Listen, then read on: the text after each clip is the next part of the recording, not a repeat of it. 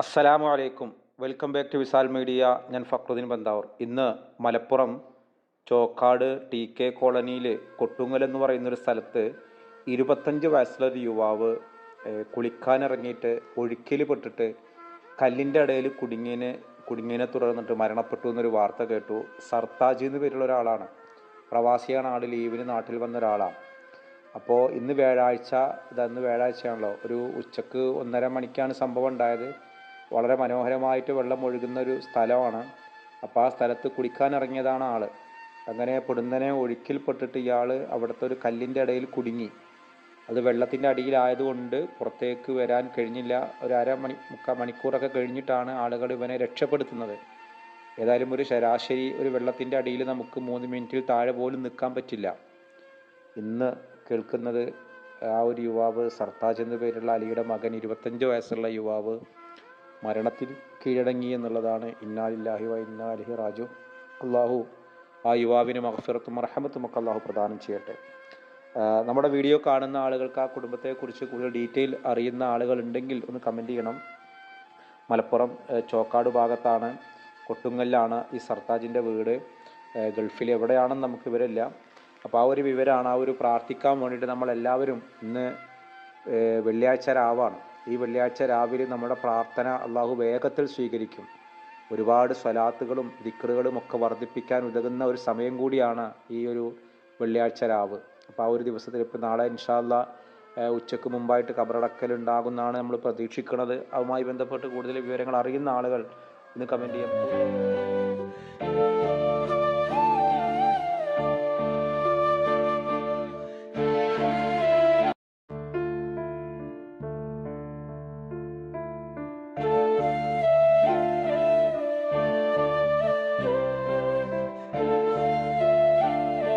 കൂട്ടത്തിൽ നമുക്ക് വളരെ സന്തോഷകരമായൊരു കാര്യവും കൂടി പറയാനുണ്ട്.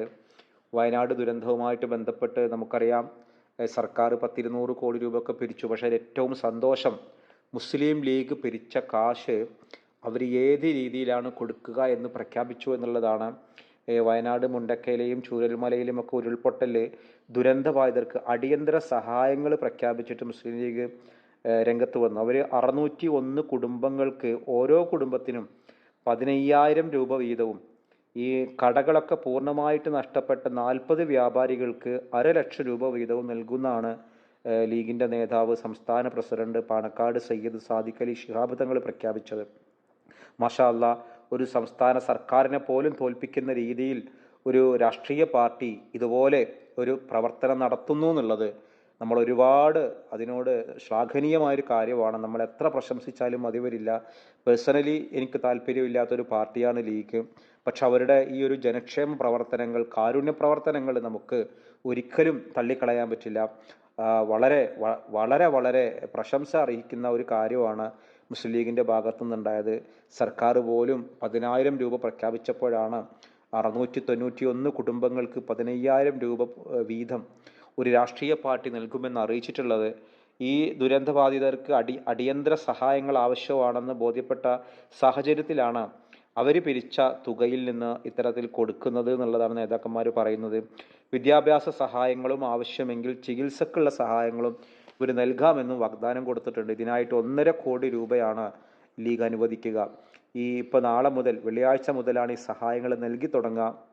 വീടുകൾ നഷ്ടപ്പെട്ട 100 കുടുംബങ്ങൾക്ക് 8 സെൻറ്റിൽ കുറയാത്തൊരു സ്ഥലവും 1000 സ്ക്വയർ ഫീറ്റിൽ ഒരു വീടും നിർമ്മിച്ച് നൽകാമെന്ന് ലീഗ് ഉറപ്പ് കൊടുത്തിട്ടുണ്ട്. മാഷാ അല്ലാഹ്, അതൊരു വലിയ ആശ്വാസമാണ്. കാരണം ഒട്ടും പ്രതീക്ഷയില്ലാത്ത ആ കുടുംബത്തിന് നൽകുന്ന വളരെ വലിയൊരു ആശ്വാസമാണത്. ഇതിൻ്റെ ഭൂമി ഇതുവരെ കണ്ടെത്തിയിട്ടില്ല, ഉടൻ കണ്ടെത്തുമെന്നാണ് ലീഗ് പറയുന്നത്. സ്ഥല സംബന്ധമായ കാര്യങ്ങൾക്ക് സർക്കാരുമായിട്ട് ചർച്ച നടത്തുന്നുണ്ട്. സർക്കാരിൻ്റെ റവന്യൂവിലുള്ള സ്ഥലമുണ്ടെങ്കിൽ അത് പണം കൊടുത്ത് വാങ്ങാനായിരിക്കും ലീഗ് ശ്രമിക്കുന്നത്. ഏതായാലും വയനാടിൻ്റെ കണ്ണീരൊപ്പാൻ മുസ്ലിം ലീഗ് സംസ്ഥാന കമ്മിറ്റി പ്രത്യേകം ആപ്പിലൂടെ നടത്തിയ ധനസമാഹരണത്തിൽ ഇതിനകം 27 കോടി രൂപയാണ് സമാഹരിച്ചത്. പലപ്പോഴും സർക്കാരിൻ്റെ ഫണ്ടിൽ കൊടുക്കാൻ പോലും വിശ്വാസമില്ലാത്ത ആളുകൾ ലീഗിൻ്റെ ധനസമാഹരണത്തിനാണ് കാശ് കൊടുത്തത്. ഇതിൻ്റെ പ്രത്യേകത എന്ന് വെച്ചാൽ ഈ ആപ്പിൽ ആരൊക്കെ കാശ് കൊടുത്തു എന്ന് കൃത്യമായിട്ട് അറിയാൻ കഴിയും എന്നുള്ളതാണ്. ഇതിന് മുൻപത്തെ ധനസമാഹരണം പോലെയല്ല. അപ്പോൾ ഈ ഒരു 31-ന് ഫണ്ട് കളക്ഷൻ അവസാനിക്കും. ഈ ഒരു മാസം 31 കൂടിയിട്ട്, ഈ ആഗസ്റ്റോട് കൂടി അവസാനിക്കുകയാണ്. അപ്പോൾ ഈ മേഖലയിലെ ഉദ്യോഗാർത്ഥികൾക്ക് UAE-യിലെ വിവിധ കമ്പനികൾ തൊഴിൽ നൽകാനും ഇവരിടപെടുന്നുണ്ട്. ഇപ്പോൾ ഈ KMCC ആണ് അതിൻ്റെ പ്രവർത്തനങ്ങൾക്കൊക്കെ മുൻകൈ എടുക്കുന്നത്. 55 അപേക്ഷകളിൽ നിന്ന് 48 പേരെ ഇൻ്റർവ്യൂ നടത്തിയിട്ട് ഷോർട്ട് ലിസ്റ്റ് ചെയ്തിട്ടുണ്ട്. യോഗ്യതക്കനുസരിച്ച് കമ്പനികൾ ജോലി നൽകാനും ഈ ഒരു പാർട്ടി തയ്യാർ. ഒരു സർക്കാർ ചെയ്യുന്നൊരു കാര്യമാണ് എന്തൊക്കെ പറഞ്ഞാലും മുസ്ലിം ലീഗ് ചെയ്തിട്ടുള്ളത്. നിയമപരമായ കാര്യങ്ങളിൽ സഹായത്തിനായിട്ട് ലീഗൽ സെൽ രൂപീകരിച്ചിട്ടുമുണ്ട്. അപ്പോൾ അവർക്ക് സ്ഥലങ്ങൾ നഷ്ടപ്പെട്ടവരുടെ ഏത് സ്ഥലങ്ങളാണ്, അവരെ രേഖകൾ, മറ്റങ്ങനെ ഒരുപാട് നിയമപരമായിട്ടൊരു നൂലാമാലകൾ വരും അവർക്ക്. മരിച്ചവരെ കാണാതായവരെ മരിച്ചവരെ ലിസ്റ്റിൽ ഉൾപ്പെടുത്താൻ വേണ്ടിയുള്ള പ്രശ്നങ്ങളൊക്കെ വരുന്നുണ്ട്.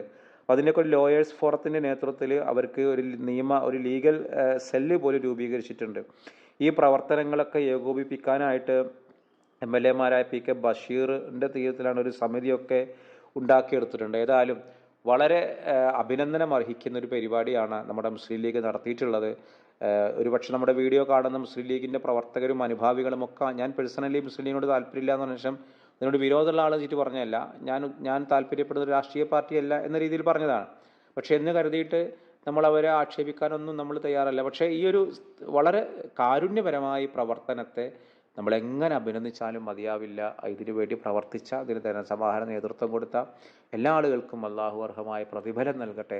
ഇതുപോലെയുള്ള രാഷ്ട്രീയ പാർട്ടികളാണ് നമ്മുടെ നാടിന് ആവശ്യം എന്നുള്ളത്. ഇവിടെ ഇതിനേക്കാളും വലിയ രാഷ്ട്രീയ പാർട്ടികൾ വേറെയുണ്ട്. പക്ഷേ ലീഗിനോളം കാരുണ്യ പ്രവർത്തനത്തിന് മുന്നിട്ടിറങ്ങുന്ന ഒരു വിഭാഗം ഉണ്ടാവില്ല. അതിന് ചില നമ്മൾ ഇതിനു വേണ്ടി കാശ് കൊടുക്കുമ്പോൾ അതൊരു അള്ളാഹുവിനൊരു പ്രതിഫലം പ്രതീക്ഷിച്ച് കൊടുക്കുന്ന ആളുകളുണ്ട് എന്നുള്ളത് തന്നെയാണ്. 200 കോടി രൂപ പിരിച്ച സർക്കാർ ഫണ്ടിനേക്കാൾ ആളുകൾക്ക് വിശ്വാസം 27 കോടി രൂപ പിരിച്ച മുസ്ലിം ലീഗിൻ്റെ ഫണ്ടാണെന്നുള്ളത് തന്നെ അവരുടെ ഈ പ്രവർത്തനങ്ങൾക്കൊരു വളരെ വലിയ